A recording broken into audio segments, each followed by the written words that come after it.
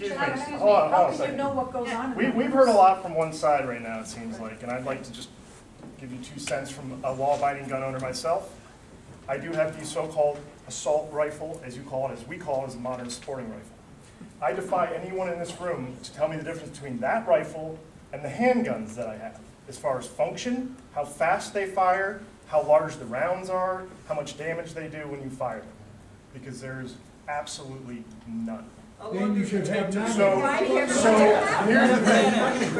Here's the thing. You're banning a weapon based on purely the way it looks, not the function, not how deadly it is. Okay, let's ban those. So you want to get rid of the Second Amendment. But that's right. If you're going to be honest with yourself and say ban the Second Amendment, don't say we're going to ban these weapons. Listen, out of respect, let him speak. So Okay, I'm somebody who actually has some knowledge on this issue. If you have questions, I'd be happy to answer them. But there's a lot of people in here who literally don't know the first thing about guns and want to ban them just because How many people were killed?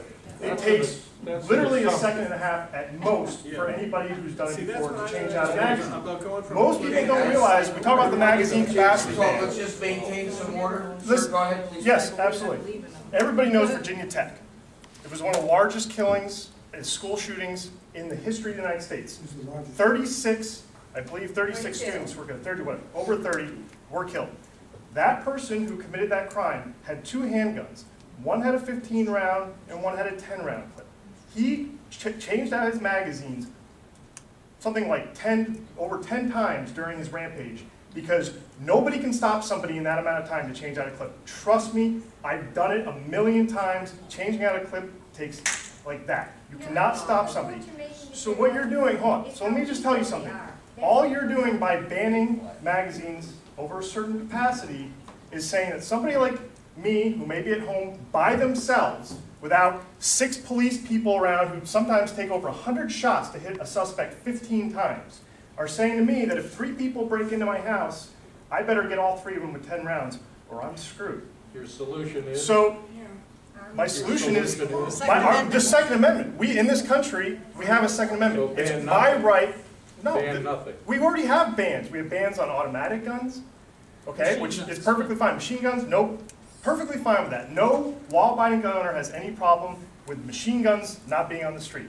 But when you're talking about these so-called assault rifles, what you're doing is you're saying we can ban this thing because of the way it looks. Well, guess what? Once you've banned that, handguns, semi-automatic handguns, revolvers, all the guns on the street, 99% of the guns on the market fall under the same category, with the same mechanisms, with the same firing rate. Some have much larger caliber bullets. You're talking about the assault. My assault weapon has a .223 ammunition, right?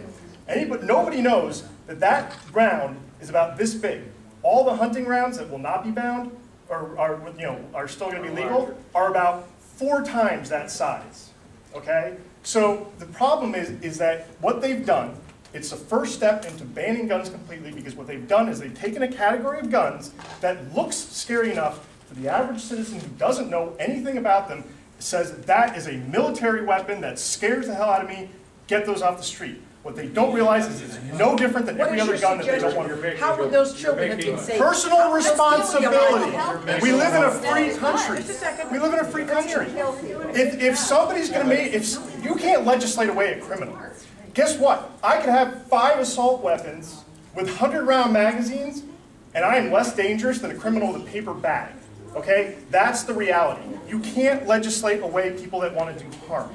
So why is it that 99.9% of the law-abiding gun owners in this country are now going to have to suffer under all these bans and everything for something that... How many of you own their rights taken? None of them. Exactly. Why is it that if you don't need them, law-abiding citizens do not create You take a car away. Listen, more people die from drunk driving every year than from all gun violence. What I'd like to suggest is somebody from one point of view speak, keep it short, someone from another point of view so we get a balance. Your legislators here. But you're right, who's the woman who said, this is exactly what is going on in Hartford.